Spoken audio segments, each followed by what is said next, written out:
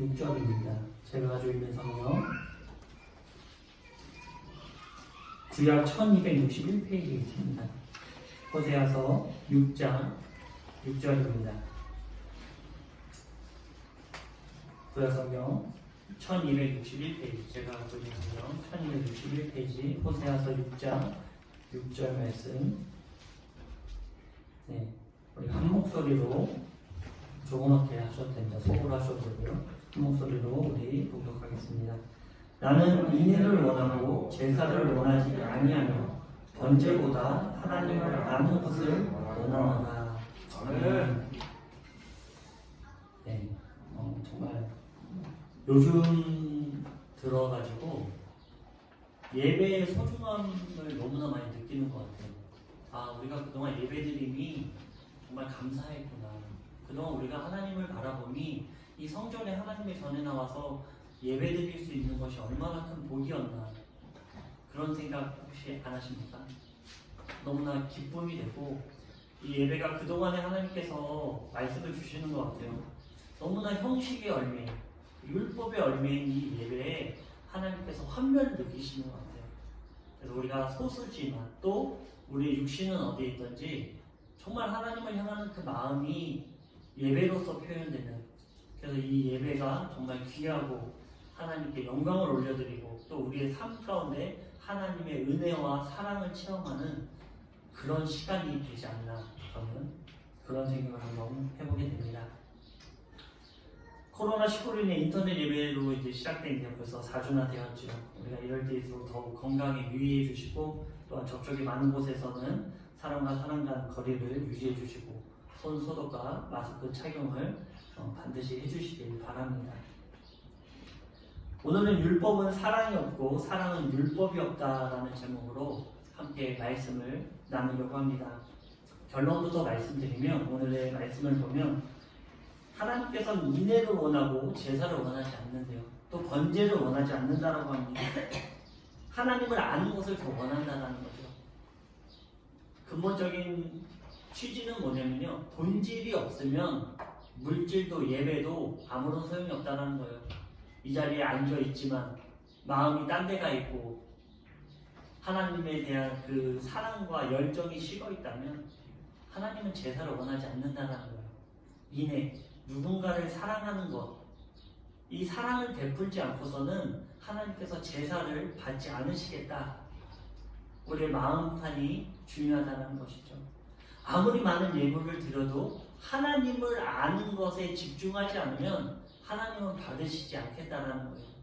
아무리 많은 예물, 아무리 많은 번제를 하나님께 올려드려도 하나님은 그 향기를 흠양하지 않습니다. 그것이 바로 이 시대를 향한 하나님의 말씀인 것 같아요. 이제는 하나님께서 아무런 의미 없이 드려지는 예물과 예배를 너무나 환멸을 느끼시고 성경에 의하면 역겨워하시지 않나, 저는 그렇게 생각합니다. 마태복음 12장 7절을 보면 예수님께서 호세아 6장 6절의 말씀을 인용해서 이렇게 말씀하십니다. 나는 자비를 원하고 제사를 원하지 아니하노라 하신 뜻을 너희가 알았더라면 무죄한 자를 정죄하지 아니하였으리라. 호세아서 6장 6절의 말씀을 인용하신 거죠, 예수님께서. 제사는, 즉 예배는 구약시대 하나님과 인간 사이에 가장 큰 계명이고 율법이었습니다. 물론 우리가 살아가는 시대도 이와 같죠. 하나님의 임재의 상징인 성전에 와 하나님을 예배하는 것은 정말 아무리 이야기를 해도, 그 중요를 아무리 이야기를 해도 부족할 것입니다. 그만큼 하나님께 예배드리는 것은 중요합니다. 그런데요, 호세아 6장 6절의 말씀과 이 성구를 인용한 예수님의 마태복음 12장 7절의 말씀을 보면 그 제사에 대해 말씀하시고 계시는데, 하나님은 제사를 원하지 않고 인애, 같은 말이지만 자비를 원한다라고 말씀하고 계십니다. 조금 이해하기 어려울 수 있지만 결과적으로는 예배가 중요한데 그 예배의 본질을 말하는 것입니다. 그것은 인애와 자비라는 것이에요. 예배는요, 인애고 자비라는 것입니다. 다른 말로 하면 인애와 자비가 없는 예배는 예배가 아니라는 것입니다. 즉 예배란 하나님께 충성하고 헌신하는 것뿐만 아니라 이웃을 향한 진실한 사랑이 포함되어 있어야만 한다는 것입니다. 오늘 마태복음 12장을 보면 율법에 매이지 않고 사랑을 실천하신 분이 등장하죠. 그분은 바로 예수 그리스도십니다. 예수님은 안식일에 밀밭 사이로 제자들과 함께 갔는데 제자들이 허기를 이기지 못해 그 이삭을 잘라먹죠. 이것을 본 율법주의자들인 바리새인들이 예수님께 따집니다. 마태복음 12장 2절의 말씀인데요. 바리새인들이 보고 예수께 말하되 보시오 당신의 제자들이 안식일에 하지 못할 일을 하나이다.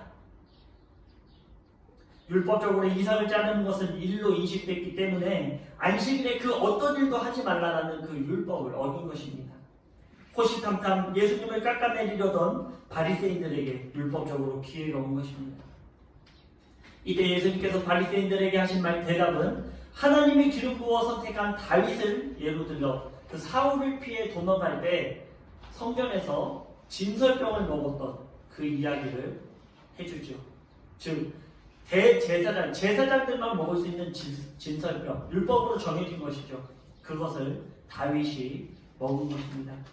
이 이야기를 해주면서 안식일의 주인은 바로 자신임을 고백하고 있습니다. 그럼 이 안식일의 주인인 예수님은 어떤 분이십니까? 오늘 이 자리에 모여서 우리가 예배를 드리는데요. 이 예배의 주인은 누구냐는 것이죠. 오늘 이 안식일의 주인은 누구이십니까? 바로 모든 율법의 죄로부터 우리를 해방시키고 사랑으로 구원을 주시기 위해 이 땅에 오신 예수 그리스도라는 것입니다. 예수님은 율법적으로 타락한 그런 바리새인들을 바라보죠. 율법을 지킨다고 하지만 그것이 오히려 그 율법으로 탁월한 바리새인들이 그 율법에 의해서 죄를 짓고 있는 것입니다. 그들에게 이렇게 얘기하죠. 나는 자기를 원하는 것이지 제사를 원하는 것이 아니다. 나는 사랑을 원하고 인애를 원하는 것이지 이 안식일의 율법적인 행위를 지키려는 것이 아니다. 즉 인류애를 원하는 것이지 율법을 원하는 것이 아님을 말씀하시는 것입니다. 다른 말로 하면요. 율법은 사랑을 위하는 것이지 정죄를 위한 것이 아니다라는 것입니다. 하지만 우리가 살아가는 세상은 어떻습니까? 교회에 관련된 모든 것, 신앙생활에 관련된 모든 것이 율법의 정죄로만 채워져 사랑을 잃어버리고 타락하고 말았습니다. 즉 핵심은 없어지고 그 안에 불순물로 가득 찬 우리의 모습을 바라보게 된다는 것이죠. 마태복음 15장을 보면 바리새인과 서기관들이 장로들의 전통으로 손을 씻지 않고 떡을 먹는 것을 예수님의 제자들을 정죄하기 시작합니다. 예수님은 이런 정죄하는 자들에게 부모님을 공경하는 것, 즉 그 공경하는 계명, 율법이거늘 인간의 부모에게 드림을 하나님께 드림으로 우리는 할 일을 다했다. 그렇게 말하면 전통을 내세워 부모를 공경하지 않음을 지적하고 있습니다. 무슨 얘기입니까? 우리 육신의 부모에게는 효도하지 않으면서 그 모든 것을 내게 하나님께 드렸다. 그러므로 나는 할 것을 다했다. 정작 내 옆에 있는 육신의 부모는 돌아보지 않는 거예요. 그래놓고선 하나님을 경배한다라고 얘기하는 것이죠. 어려운 말일 수 있어 간단하게 정리하면 하나님을 섬긴다는 자들이 정작 자신의 부모는 공경하지 않는다는 것입니다. 자신의 부모도 공경할 줄 모르면서 어떻게 타인을 사랑한다라고 말할 수 있습니까? 이것은 거짓이고 외식입니다. 아무개는 나에게 참 잘하니까 사랑한다고 하는데 아니 부모님보다 나를 사랑하는 사람이 도대체 어디 있단 말입니까? 나에게 아낌없이 주는 그 부모가 하나님 말고 누가 있겠냐 이 말입니다.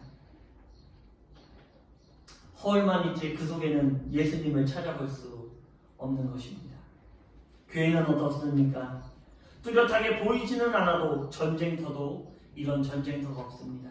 예수님은요 누군가를 미워하는 마음이 살인한다라고 하고 있습니다. 그런데 우리 교회들을 돌아보십시오. 온통 살인자들 뿐입니다. 살인과 살인이 난무하는 곳에서 어떻게 하나님을 만날 수 있다라고 자부할 수 있겠습니까? 어떻게 예수님을 사랑한다고 고백할 수 있겠습니까? 이것이 바로 우리의 현실이고 우리의 현 주소입니다. 우리는 그동안 너무 율법에 매여 신앙생활을 했습니다. 여러분들은 예배의 기쁨이 있습니까? 우리 군우님들은 예배를 향한 기쁨이 있습니까? 시간 됐으니까 주일이니까 가야지. 정말 예배를 사모함으로 그날 기다려주고 정말 그 예배의 자리를 드리지 못해서 안달나. 그것이 어디 있든지, 그것이 내 집이든지, 그것이 성전이든지, 그것이 차 안이든지 정말로 하나님을 예배하고자 하는 그 마음이 우리 안에 있는지. 교회 가는 것이 즐겁고 기쁩니까? 함께 모여 교제를 나눔의 평화와 기쁨, 예수님의 사랑을 그 공동체에서 느낄 수 있으십니까? 예배의 타인을 배려하는 배려가 있습니까? 없죠. 살인이 난무하는 곳에 어떻게 기쁨이 있을 수 있고, 어떻게 신이 날 수 있고, 어떻게 평화와 예수님의 사랑이 있을 수 있습니까? 그냥 율법에 매여 주일이 되면 무거운 마음, 힘든 발걸음으로 교회를 향하는 것입니다. 예배 안 드리면 안 될 것 같으니까 이것은 세상적인 것으로 연관이 되죠. 교회 안 나가면 하나님께 혼나고 안 좋은 일이 생길 것 같으니까. 오늘날의 예배는 더 이상 타락할래야 타락할 수 없는 타락의 정점에 서 있습니다. 이런 마음가짐 속에 무언의 합리적 예배를 드리지 않으면 오히려 기쁨이 되죠. 오히려 즐겁고 신납니다. 교회 가지 않으니까요 즐겁고 신나요. 너무나 할 수 있는 일들이 많아요. 그 시간에 여행도 갈 수 있고요, 친구도 만날 수 있고요, TV도 볼 수 있어요.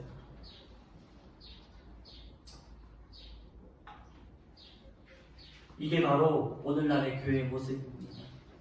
저는 계속해서 말씀드리지만 공간의 개념이 아닙니다. 우리가 이 공간에 모여서 예배드리는 게 중요하다, 이것이 아니에요. 우리의 마음의 상태가 하나님께 예배드리고 있는가를 우리는 돌아봐야 됩니다. 내 마음의 상태가 정말로 하나님을 예배하고 있는가? 정말 이 예배의 기쁨을 갖고 있는가? 이렇게 율법적으로 신앙생활하는 것은 아무리 오랜 세월이 되어도 모든 것이 허상일 수밖에 없습니다. 성장하진 않아요. 맨날 쳇바퀴 돌아가는 신앙으로 벗어나지 못합니다. 나의 인생은요, 단계를 넘어서고 싶지만 그 단계가 넘어지지 않아요. 왜? 하나님을 예배하는 것조차 우리에게 기쁨이 없기 때문입니다. 하나님은 이러한 공동체, 이러한 예배를 기뻐하시지 않습니다. 오히려 외식하는 예배는 역겨워하십니다. 아무리 우리가 모이기를 힘써도 그곳에서는 예수님을 만날 수 없는 것입니다. 내 개인이 죽어 스스로가 작은 예수로 그 사랑의 등불을 가지고 있지 않다면 우리 공동체 역시 죽고 만 것입니다. 이 교회는 죽었다라고 할 수 있습니다.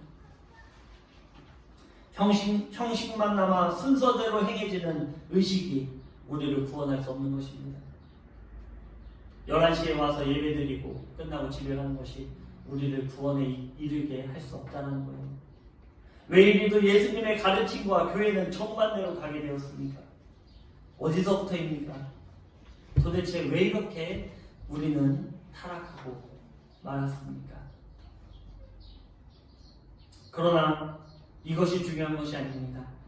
바로 지금이라도 우리가 하나님을 바라보고 회복하는 것, 이것이 중요하다는 거예요. 말씀을 듣고 오늘 말씀 괜찮았어. 도대체 뭐가 괜찮은 거죠? 그 말씀이 괜찮으면은 그 인생에서 뭐가 괜찮은 거예요? 그냥 오늘 사람이 설교 잘했어. 듣기에 괜찮았어. 나의 생활은 변화되지 않고 똑같은 인생을 살아가는데 도대체 뭐가 좋습니까? 우리는 지금이라도 깨달아야 합니다. 그리고 지금이라도 당장 오늘 이 말씀을, 하나님의 말씀을 듣는 오늘 이 시간에 우리는 반응해야 됩니다. 변화돼야 돼요. 내가 잘못 가고 있다는 그 길에서 돌이켜야 합니다. 그러면 돌이킬 시간이 없어요. 기회가 주어지지 않아요. 미루지 마십시오. 지금입니다. 오늘입니다. 반응하시기 바랍니다. 하나님은 아마 이 사태를 통해서 이런 말씀을 하시고 싶으신 거 아닌가 저는 그렇게 생각해요. 마태복음 15장 8절에서 9절은 예수님이 이렇게 말씀하십니다. 이 백성이 입술로는 나를 공경하되 마음은 내게서 멀도다. 사람의 계명으로 교훈을 삼아 가르치니 나를 헛되이 경배하는도다. 우리는 입으로는 하나님을 경배합니다. 어떤 것이 있을까요? 그 입으로 하나님을 경배하는 수준은요, 저도 따라갈 수 없어요. 굉장한 수준을 갖고 있습니다. 입으로만 하나님을 경배하는 것에서는. 이런 것들이죠. 저는 새벽 기도를 하루도 빠지지 않습니다. 저는 기도를 하루에 최소 2시간 이상 합니다. 저는 성경을 1년에 10독 이상 합니다. 저는 예배라는 예배는 한 번도 빠지지 않습니다. 저는 경제활동을 하면서 11조 예물을 한 번도 빼먹지 않았습니다. 이러한 고백 가운데 하나님은 어디 계십니까? 이러한 고백 가운데 예수님은 어디 있습니까? 모든 신앙의 주체가 내 자신이 되지 않았습니까? 말로만 우리를 사랑하신다고 하신 분이 아닙니다. 그분은 십자가의 행위로서 우리를 사랑한다 고백하신 분입니다. 그런데 우리는 왜 말로만 하나님을 경배하려고 합니까? 왜 신앙의 행위로만 하나님께 나아갈 수 있다라고 착각하고 살아가십니까? 내가 일주일의 삶 가운데요, 이 예배당에 나오지 않아도요, 내 삶이 하나님을 기뻐하고 내 마음이 하나님을 기뻐한다면 하나님은 그게 더 낫다라는 거예요. 그 말씀을 하시는 거예요. 예배가 중요하지 않다라는 게 아니에요. 성전에 나와 제사 드리고 번제물을 드리는 것이 중요하지 않다, 이런 얘기가 절대로 아니에요. 아무리 그 많은 제사와 번제를 드려도 그 마음 가운데 하나님을 경배함이 없으면 제사 드릴 필요가 없다는 거예요. 왜? 안 받으시니까. 여러분이 정성껏 준비한 예물이 하나님께 온전히 드려지는 연락의 마음이 없다면 하나님이 받지 않으신다는 거예요. 드릴 이유가 없다는 거예요. 나 교회 가서 이 정도 내, 이런 게 전혀 중요하지 않다는 거죠. 하나님이 알고 계신다는 거예요. 금액이 중요하지 않다는 것입니다. 내 마음이 들어지면 100원인들 어떻고 1000원인들 어떻습니까?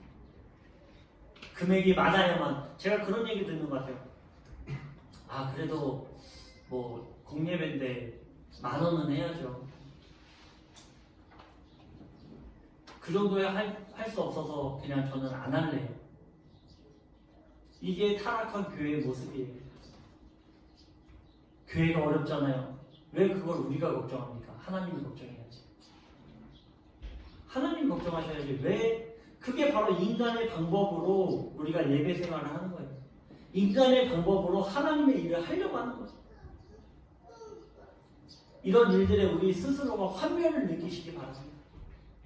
정성이 들여지지 않는 모든 것에, 집중이 되지 않는 모든 것에 우리 스스로가 환멸을 느끼면 좋겠어요. 저는 그런 예배에 떠났으면 좋겠습니다. 그런 예물에서 떠났으면 좋겠습니다. 왜냐하면 하나님은 우리를 진실되게 사랑하셨기 때문이에요. 우리는 그런 얘기하죠. 왜 하나님 있는데 우리에게 질병이 옵니까? 왜 하나님 있는데 우리는 경제적으로 이렇게 어렵습니까? 왜냐하면 하나님은요, 물질로서 우리를 사랑하는 게 아니에요. 질병으로서, 나음으로 인해서 우리를 사랑하는 게 아니라는 거예요. 우리 모습 그대로를 사랑하셨기 때문입니다. 위의 고백 가운데 오직 정죄만 남고 신앙적 교만만 남았습니다. 하나님은 헛되이 경배하는 것입니다. 누군가를 정죄하는 율법 안에서는 사랑을 찾을 수 없죠. 하지만 사랑 안에서는 정죄하는 율법을 찾을 수 없는 것입니다. 우리는 율법을 배우기 위해 하나님을 섬기는 것이 아닌 바로 사랑을 배우기 위해 하나님을 섬긴다는 것을 절대로 잊지 마십시오. 아멘. 요즘 샤이니와 시오가 과도기인데요. 요즘 시호도 이제 지도 좀 컸다고요. 형한테 가만히 참지 않습니다. 손이 올라가요. 어저께는 무서웠던 게요. 제 전화기를 들고 가서 형의 머리를 찍으려고 그러더라고요. 안돼. 네가 형한테 얼마나 많이 당했으면 이렇게 형이 누워있는데 해코지를 하려고 하니. 정말 보면서 참 여러 가지 생각하게 되었는데요. 결과적으로 뭐냐면요, 둘이 싸우는 것을 보면 마음이 좋지 않아요. 사이좋게 지냈으면 좋겠어요. 그리고 커가면서 서로 사랑하고 의지하고 형제 우애를 가지고 살아가는 것을 간절히 원하고 또 그렇게 될 것입니다. 너무나 간절히 원하죠. 이러한 마음은 바로 하나님이 우리를 바라보시는 것과 같아요. 서로 사랑함이 없는데 예배가 무엇이 중요합니까? 샤이니와 시오가요, 서로 사랑하지 않는데 저희 자녀들 뭐가 좋겠습니까? 제가 세상에 없어서 둘이 이제 보지도 않고 싸우고 막 법정 가고 소송하고 그런다고 생각해요. 이영국이 우리 민키랑 서연이가 나중에 커가지고 서로 싸우고 막 법정 가고 내 재산이니 네 재산이니 얼마나 가슴 아프겠습니까? 하나님은요, 그걸 원하는 게 아니다는 거예요. 나를, 부모를 사랑하고 형제를 사랑하는 것, 그것이 더 기쁨이 된다는 거예요. 아멘. 차이니가 저한테 요즘 그래요. 차이니가 차를 좋아하잖아요. 아무 의미 없이 아빠 내가 차 사줄게. 진짜 웃겨요. 아빠 기다려. 내가 차 사줄게. 말도 잘 못하는 놈이. 한 마음으로 그래 커서 아빠 차 한 대 사줘 얘기하지만, 그것보다도 샤이니가 커서 저 차 한 대 사주는 것보다도 기쁜 게 뭡니까? 샤이니랑 시오가 기쁘게 서로 사랑하면서 우애를 다지면서 살아가는 것을 저는 더 기뻐한다는 거예요. 하나님이 그렇습니다. 아무리 많은 예배, 아무리 많은 물질을 하나님께 드린다고 해도 우리가 서로 사랑하지 않고, 가족 간에 서로 사랑하지 않고, 부모를 공경하지 않고, 자녀들을 사랑하지 않고, 내 이웃을 용서하지 않으면 하나님께서 그 예배를 기뻐하시지 않는다는 거예요. 아멘. 서로 사랑함이 없는데 예배가 무엇이 중요하겠습니까? 율법에는 사랑이 없습니다. 율법 안에는 사랑이 없어요. 정죄함만 있죠.